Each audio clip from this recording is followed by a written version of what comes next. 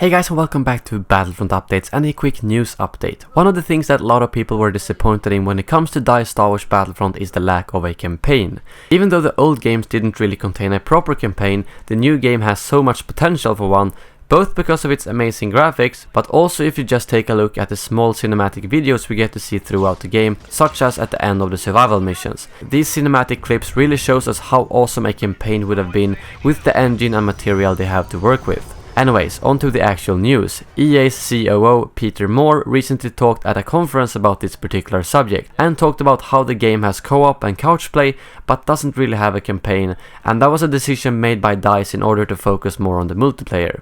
But with what he says here, it does however seem like there is a possibility that we will be getting a deeper single player experience in future Battlefront games, because he says the following.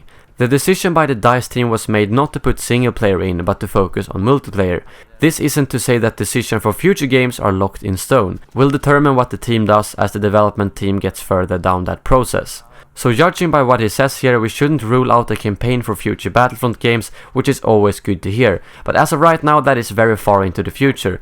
DICE's first Battlefront was just released, and there's still plenty of more content to come to this game, both in terms of free maps and star cards, but also the season pass. My guess is that the next Battlefront game will come out maybe in 2017 or 18, since they have a Battlefield to work on for the next year.